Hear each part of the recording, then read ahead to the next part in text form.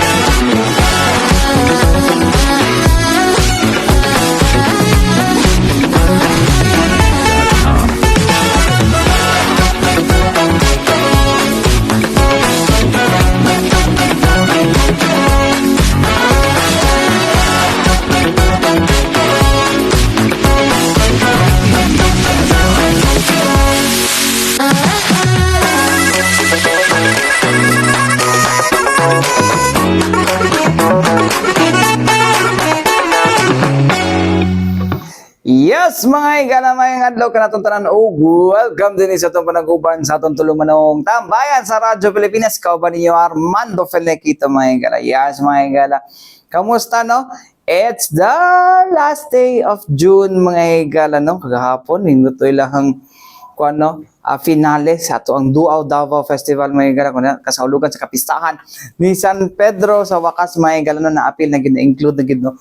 And this is the second year, mga higala, no? Nga na-appeal ang kapistahan ni San Pedro, Senior San Pedro, mga higala, no? As the patron saint of Davao City, mga higala, no? Yan siya, patron saint of Davao City. Kaya di naman nagidala ni, ni Don Jose Oyanggurin, mga higala, ang maong sa patron, mga higala, atong gikuan niya diri ang Davao City, mga higala, no? Ilang gisakop. Well, nagantag version, gisakop dili, pero siya savior daw siya para sa uban, pero well, di ata maglalay sa ana, mga higala, no? Ina naman na siya, no? So actually 2004 na inumduman na ako, no, bata pa ko ani, no, when I was still, no, part of the Parish Youth Apostolate, mga higala, part lang, hindi man ta leader dito, mga higala, no. Nag-member ta dito sa Parish Youth Apostolate, mga higala, sa kuan. Nanay mga nadungog na ako sa panahon pa ni Archbishop Fernando Capalla, the late Archbishop Fernando Capalla, mga higala, no. Nag-discuss na with Mamuid Akailar, no, asa siya ang City Tourism Officer atong panahon na, no. Gusto nila mag-create og isa ka religious festival for Davao City, no, and which is San Pedro San Pedro kuan, mga higala, ang kapistahan ni San Pedro. So mao na Mother Church this Davao City. So mo na lang gikuanan sa una, pero suddenly that time kuan, no, amot wala na materialize, no. So mao na ang kuan, mga higala, no, ang nahitabo, mga higala. But fast forward during sa time, no, ni outgoing mayor Sebastian Duterte, iya gipabuhatag ipahunaunaan, mga higala, nga naapat na i-festival for June na mo ataon sa kapistahan ni San Pedro, mga higala. Pero mo ni, mga higala, kay ang Duaw Davao, mga higala, is a festival of inclusivity, no, naman diri si Pride Month, no, natol siya sa Pride Month, and natol pud siya sa kapistahan ni San Pedro mga higala. So good thing mga higala, no, palakpakan yun ako ni si Kwan yun mga higala, si Ma'am Jennifer Romero mga higala, no, sa bagay, ever kwan mo gani si Ma'am Jen Romero mga higala, very active since sa private sector pa sa una mga higala. So salamat na Jennifer Romero nga na-appoint as City Tourism Officer mga higala sa Davao City. Anyways, mga higala, kudos. Daghang salamat, Ma'am Jennifer, no? Anyways, mga higala, dito sa to ang hisgutanan, atong tambayan, mga higala, no? Di ba, ato na ko nga next month, wala pa takbalo sa exact date, but next month may gala magsugod na ang sanitation service sa ato ang Davao City Water District. May gala kun asa magsugod na sila sa dislodging sa ilahang kuano, nagsuot barang akong kauban sa likod. Dislodging sa ilahang kuano, kani mga septic tanks dito sa katong mga barangay dool dito sa may barangay barangay Indangan mga higala, no. So dito tawagan dito mga higala, sugdan na nila. So ang corporate ni mga higala is daghang mga kuan, what if yun di ba last time na kuan natutong septic tank mga higala. Now the challenge na how about tong mga walay septic tanks, no, how about katong mga walay kuan, no, walay kakaya nga kuan, walay kakaya, so especially in other places of Davao City, and kato sa mga naa sa mga informal settlement mga higala, no. So anyways mga higala, ato na pamilaan mga higala tigpababa sa Davao City Water District mga higala, wala lain mga higala, no, nga si Ma'am JC Duhay Lungsod mga higala. Pamilaan na to. And it's the main challenge man yun, because this is the first time that we're going to provide a sanitation service. So all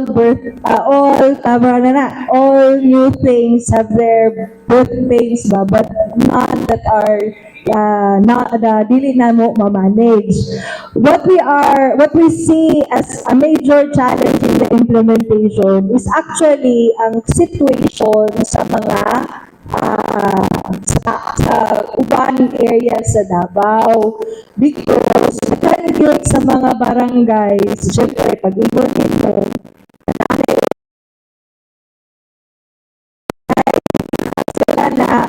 na problema nila, unsaon man namo ni pagpatuman sa barangay na level, kailangan man po na watch.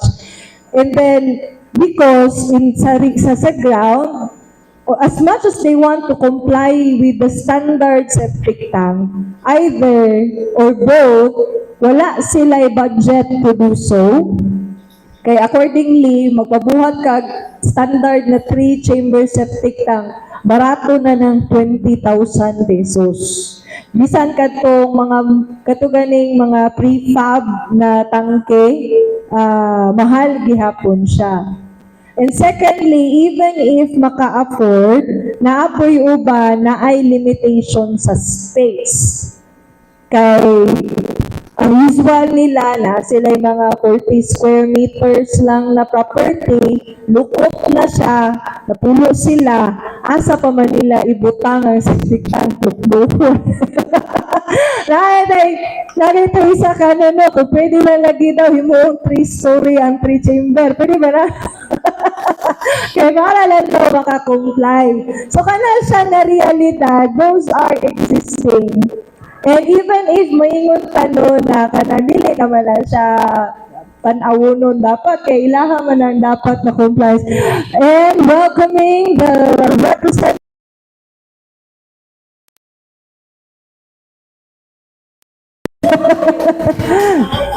Naugi ka mo ganun, no? Hindi naman. So, yun siya, ma'am.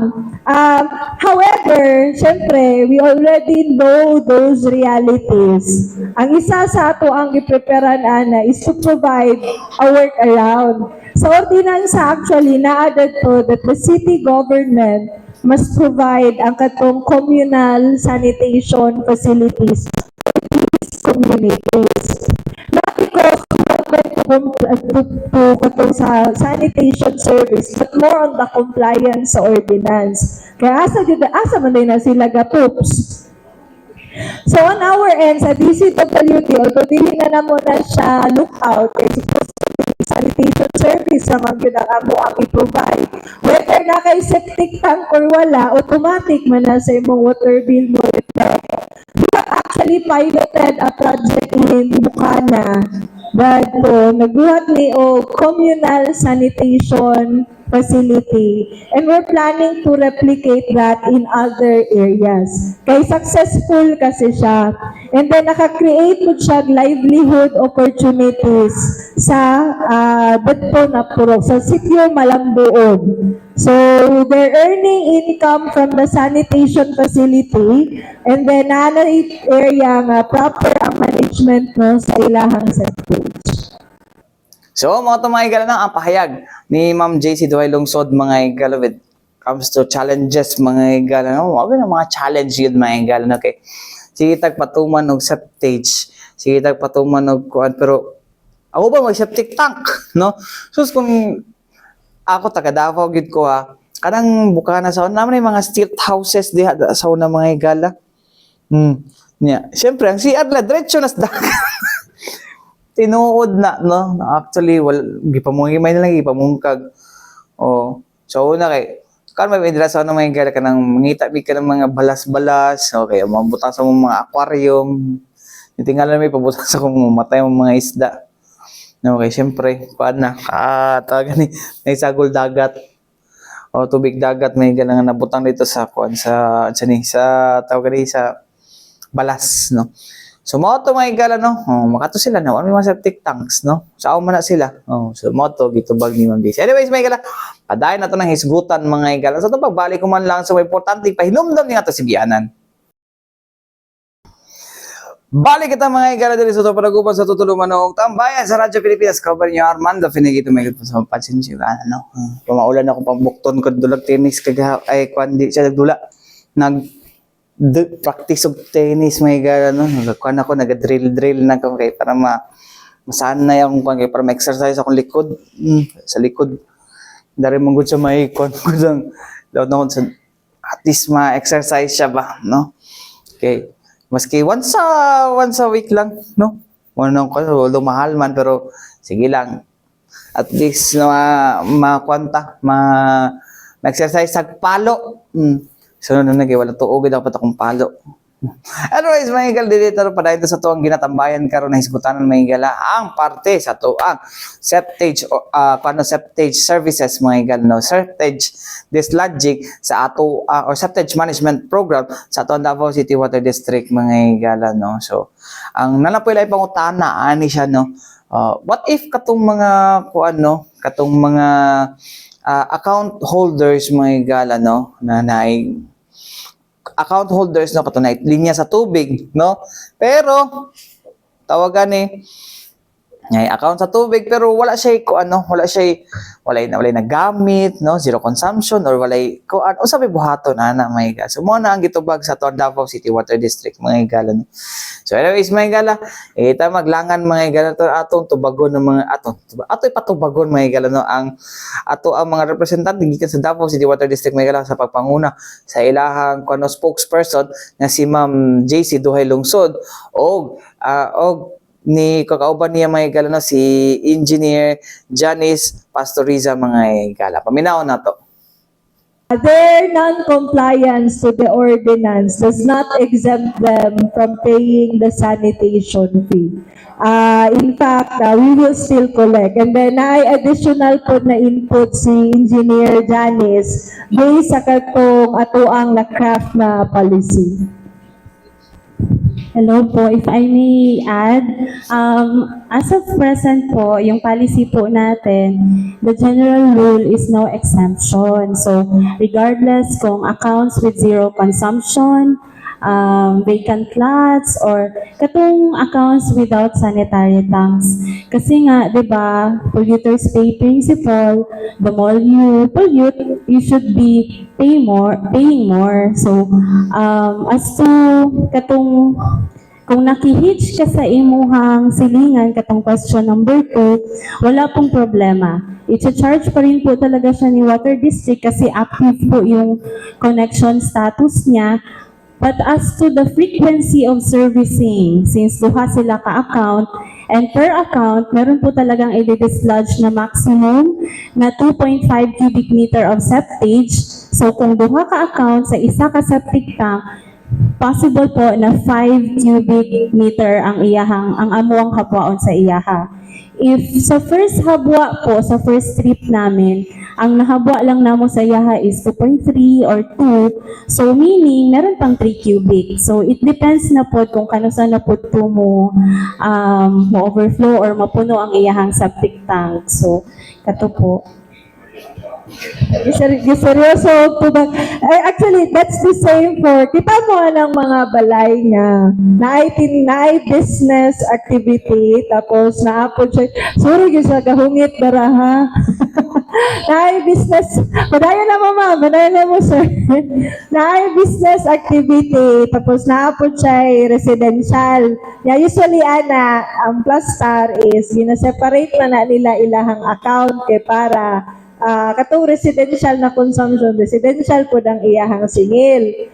Pero usually,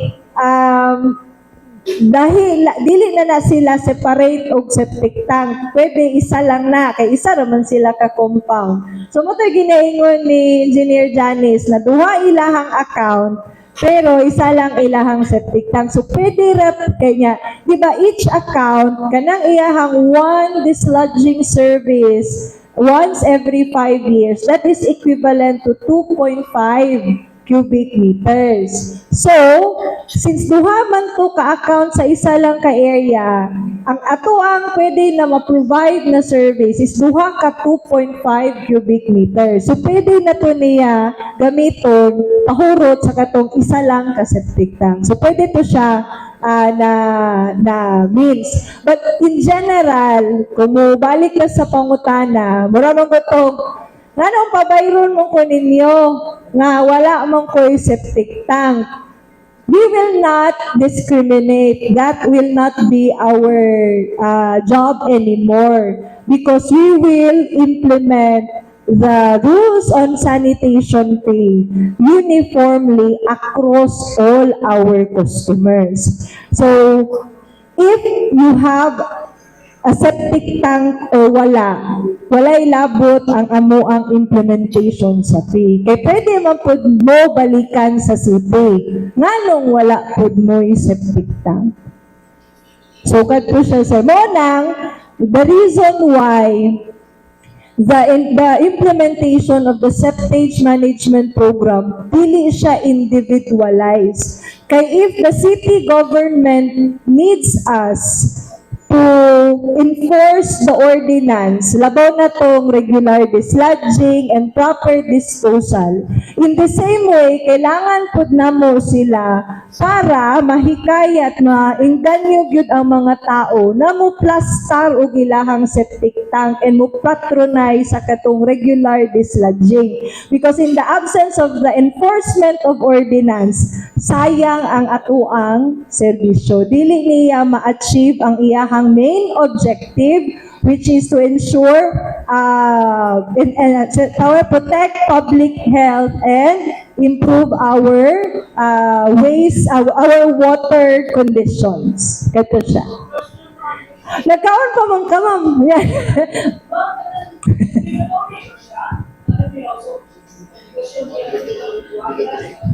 Yes, ma'am. So long as you're a water district customer, the sanitation fee will be implemented.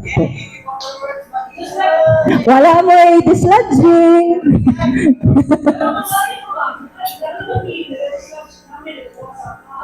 Yes. If bago lang ka nagpahabwa, and then na-notify ka that on the same year, mag-schedule na po ninyo kay water district, you can tell us na mag-waive sa nimo ang imuhang dislodging for that 5-year cycle. You will still continue to pay, but in the next cycle, pundo na to nimo, di isa ka namo pabayron. So, isatisfy sa nato ang first 5-year before na siya i-waive, kaya wala nimo gi-avail kung schedule nimo ato na cycle. Ano siya, ma'am? So, for example, karong tuiga, wala pa ko'y septic tank. karong 5 years, first cycle na to nga 5 years, wala pa ko yung septic tank. So, ni-wave ko, di sa ko mo avail. Ginote ka na mo ni Water District. Pero nagsigi ka o bayad sa sanitation fee. Now, the following year, ready na ka kay naka-plaster na ka og septic tank. So in that cycle, di sa ka na mo pabayran, hanto dili ka na mo ma-dislodge. So ana po to siya. Napo kay pondo. Sorry.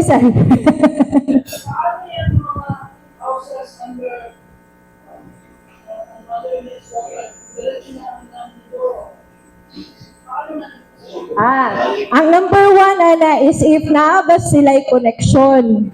So usually ana ma'am, kanang mga yan ana na mga dwellings, pwede sila nakikuha ra na og tubig dito sa silingan na nearest no sa naapay linya kay Water District. Pero sige, what if naagit sila yung connection, no? Nag-floating na sila, pero wa sila septic tank, pero na sila yung metro. So, how do we treat that? They will still not be exempted sa sanitation fee. In fact, pag po na to sila, kay nalagi sila yung connection during the schedule of their dislodging, makita na to ang condition, ma-prove man yun na to na dayon, nga wala sila yung septic tank. Wala sila ma-avail na sanitation service, i-report po na to sila sa City Health Office. And then, ang City Health na ang naay corresponding action. We just have to remember that at the end of the day, DCWD and the city government of Davao, we're trying to complement ang mandato sa duha ka ahensya to finally enforce ang kaning septage and sewerage ordinance sa Davao. Kaya kung di na to na buhaton, we will continue to see the rising fecal coliform sa atoang water bodies. Ito siya. Okay na, ma'am? Sir Ed. Yes, Sir Elmer sunod. Magbuod na Sir Elmer. Yes, sir. Ma'am, ang concern ko lang yung dislodger na private, no? Kasi sabi niyo kasi pag nag-start kayo, doon kayo sa bandang intangan lang uunahin. So how about yung medyo may kalayuan ng konti, meron naman tayong private dislodger, di ba? Pwede nating tawagan yun. Yan ba nakikipag-coordinate sa inyo? At saka para at least ma-monitor natin kung saan itinatapon yung kanilang waste. At saka sana pag medyo may kalayuan, huwag silang dadaan sa diversion road kasi uso ang bangga dyan. baka ma-aksidente ba? May laman na yung truck. So, ano ho ang obligation nila sa inyo at ano ang obligation ng nagpa-dislodge na presyo? Kasi may sarili kayong presyo, di ba? Okay, yun po ang gusto namin malaman. Sige. For private dislodgers, ang amo ang suggest, we're working on kaning streamline with City Health ni siya ha. We're working with City Health to streamline the operation of the private dislodgers to complement ang existing needs ni DCWD. Kay tama to siya, with the existing fleet that we have now, dili pa na to dayon-dayon ma-accommodate ang mga emergency na magpahabwa. Ay katong layo pa sa schedule. So, ang arrangement nato is that we will help promote ang katong private dislodgers that are accredited. So, nanatay listahan, Ana, and that list will be coming from City Health. So, if dili pa namo sila ma-accommodate, we will counter-offer na ay private dislodger na pwede diri mo mag-transact. Unsay arrangement nato, Ana, sa ilaha? Since they will be mandated by City Health na kung mukuha ka dislodging permit to operate, dislodge ang isa ka balay, you will need to go to DCWD's plan kay dadto gid nimo ihabwa ang imuhang gikuha. As to the fees naman, prevailing prices will be followed. So napod na taripa ang private dislodger. But they will be the ones to pay sa AMOA for the treatment cost. Ang AMOA lang ginastadihan karon Sir Ed is to help the private dislodgers na ma-encourage good sila to work with us. Maybe we can provide them siguro much cheaper na rate, but that is still being evaluated. But definitely, it's being considered na by management. Yes, sir. Ma'am, kausa bala magbayad o every 5 years ang kanang kanang mga nagrenta unsa ilang inyong proseso na. Ano siya, sir? Kung water district customer ka, every month ka mahulog magbayad kay naka-anchor man siya sa imuhang water bill. Kato lang, naatay price cap na around 5,971.6 silyo. Na kung maabot na to nimo, wala pa naabot ng 60 months, mahunong nakaugbayad. So, mo-reset na po na sa next na 5 years na cycle. Now, katong mga nagrenta, depende yun na sa arrangement nila with whoever they are renting with. Kasi, if you're a renter but you have your own connection, matik, imputed na sa imuhang water bill. However, if you're a renter, cumulative ang payment ninyo sa water bill, kay isa lang ang metrohan niya, si landlord na ang kanang kwenta-kwenta, we suggest that you discuss unsaon siya pagtunga. Kasi napod na sarili na policy ang nagaparenta on how they compute for pilay bayronon sa katong tunga nila sa ilahang renter. Yes, ma'am. Sige. Katong mga subdivisions po na walay water district connection, even central meter, na sila ilahang source, they will not be part of the schedule. But they can arrange with water district to request sa AMOA kung pwede ma-appeal sila sa hapwaan. But, ang kato lang, we have to evaluate if we can accommodate them. And then, since hindi man nato sila mapabayad o monthly, kaya wala man sila yung water bill, mahulog ana is pay per service scheme. So, pila ang bayran? Unsa tong price cap na to? 5,971.6 silyo plus mobilization. Depende kung asa sila nahimutang. And then kanang 5,971.6 silyo, 2.5 cubic pod ang ato ang i-dislodge sa ilaha.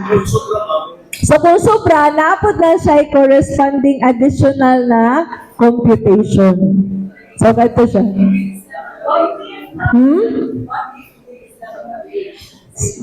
Yes, that will be si CHO na ang bahalag monitor ana sa ilaha, ma'am. Kay wala, dili man po namo sila ma-appeal sa mong reporting. At least gamay na lang ang tanawon ni CHO. Yes, ma'am.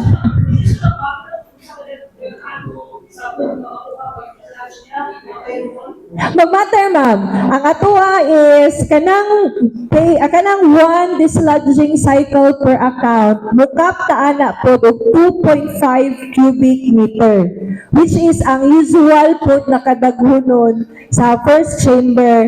Yes, in 5 years time. Atuwa na po na siyang na-estimate. Muna na nakaka-arrive taan ng 2.5 cubic meter. Yes! At this juncture. Wapaganit ka kasugod mo guna. Magkao na ka? Uman ako. Anyway, anong pangutanan nako. Kaso lamang katong account holder bitaliwan or ni balhin naglaing lugar, who is responsible po para mag-dislodge? Okay. Actually, ma-appeal na siya. Appeal na sana sa modification sa tong guidelines kasi pag mag-request si customer, syempre, mahawa naman na siya, no? So, ang usual, ang uban, nag-request yun na sila na ipa-disconnect na ang ilahang service connection. So, once mag-notify sila nga kanang magpaputol na sila, sila, Engineer Janice, will also be notified. And then you will also, and for the process, no, on how, after the notification sa ilang team, Engineer Janice will explain. Very good question. As to katong mga accounts na nibalhin na tapos dili murag naglibog kung kinsa ang mo shoulder sa dislodging cost. Actually, yung sabi ni Ma'am JC, tama talaga yon na depende kasi yan sa arrangement ng leasee o lessor. So, sa karon manggod, ang new service connection application natin, since single contract na siya, then kung mubalhin to siya, dapat he has to terminate that contract. Kasi yung this one sanitation service per account, regardless kung renter ba na siya or dili, as long as active in connection na siya, dira lang yun na siya nagamatter. Kay wala ni database sa mga kanagong mga nag-tenants or what, diretso lang po talaga sa account holder yung contract natin sa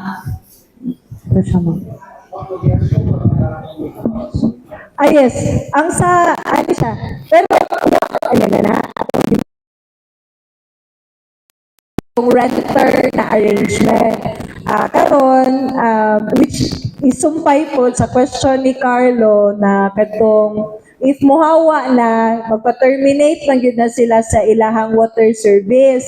So once mag-request na sila o disconnection sa among commercial, ma-notify po sila nga team, kay they will also check pila na lang po ang remaining sa katong balance niya sa sanitation service. And then from there, do we dislodge or not?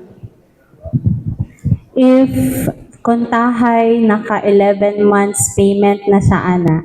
And then naka-render na may og sanitation service ana nga account. Maghatag, then nag-terminate siya. Same process applies, maghatag ni through our legal department ng demand letter. For the katong nabilin pa niya nga wala na bayaran.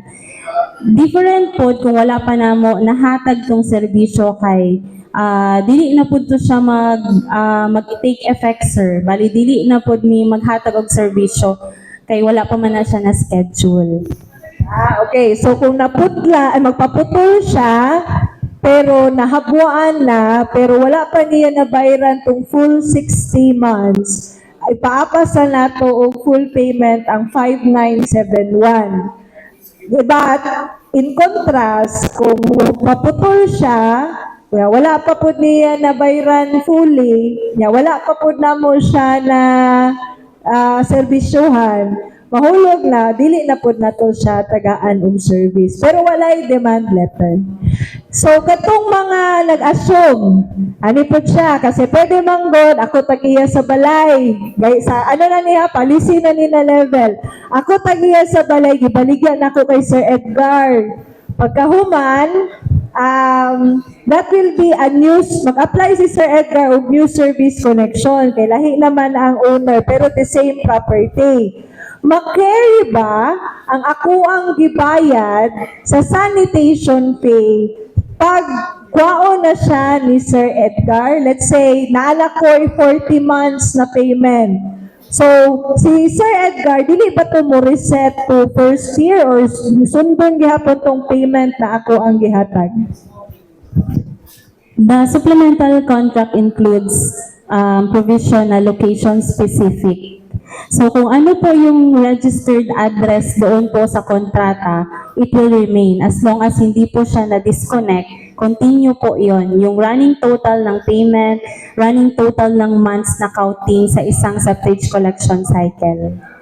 Hindi ko ba kukunin yung pangalan? Dili, pwede i-change ang pangalan, sir. So, gibaligyan ako sa imo. Kay since location specific siya, kung nakabayad na ko o 40 months, mabitbit gihapon to nimo. Kay dili man siya account specific, not like sa water. Location man ta. Oh, kana po, kailangan po nimo na. So when you're buying property, pangutanon po nimo kung i-check ninyo dapat ang iyahang status sa water, isa yang account sa water district. Kung nabayaran ba, dili ba siya delinquent, pila na katong months na pay niya sa sanitation fee, etc. Okay. Yes, pero ang reflect lang kasi sa bill, ma'am, ang katong sanitation, pila ka kubiko imong nakonsumo times 3.43. So, mo na to ang imuhang total sanitation fee for the month. August, ma'am. Matagal na yung October. So, meaning July consumption, August billing. So, pareha siyang schedule sa libreng tubig. Yes.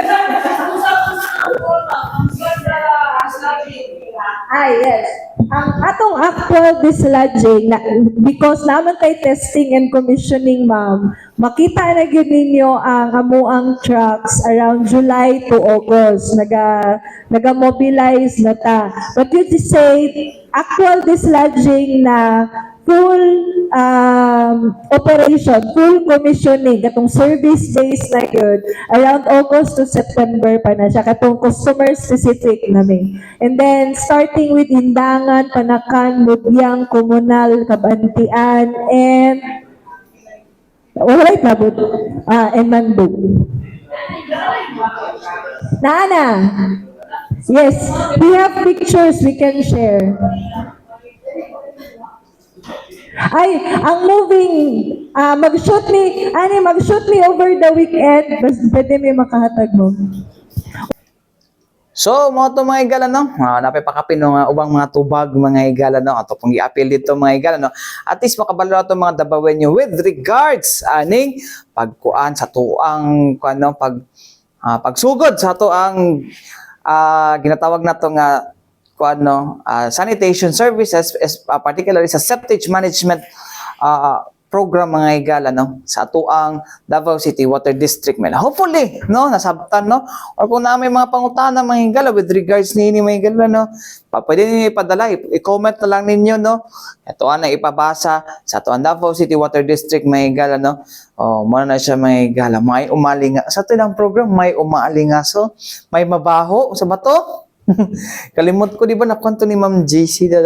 Tanaw na ko to, mga igala. Kaya napatos ako sa kong cellphone, mga igala. Na dugay-dugay ni noon to. Naman to din mga igala.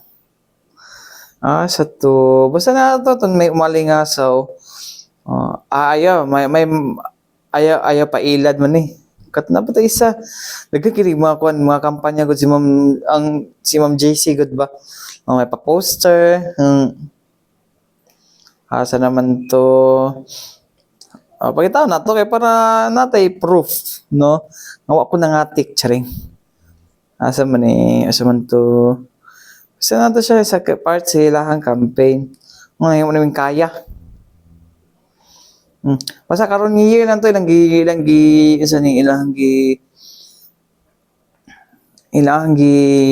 launch ni siya, no. For us, no, para in line ni sa pag-launch may. Actually, last year pa ni Ayon. Ano mo? Last year pa rin sa sige balik-balik og launch, mga igala, no. Ay, kon pa baloan ni mga igala. Para, of course, no, ma-aware ang tanan, mga igala. Nga nanay yung nga serbisyo, no. In line with the Septic and Sewerage Ordinance sa tuang Davao City Government, mga igala. Anyways, mga igala, mga day kong oras. So, na lang to, mga igala, no. Utang ko utang sa inyo, ha. No? Wato naglang ko, mga igala, sa tulumanong tambayan sa Radyo Pilipinas sa ngalan sa Tibok Persa sa DXRP Radyo Pilipinas Radyo Publiko Davao, mga igala, kunya kauban Armando Feniki. Daghang salamat o mayong adlaw kanatong tanan.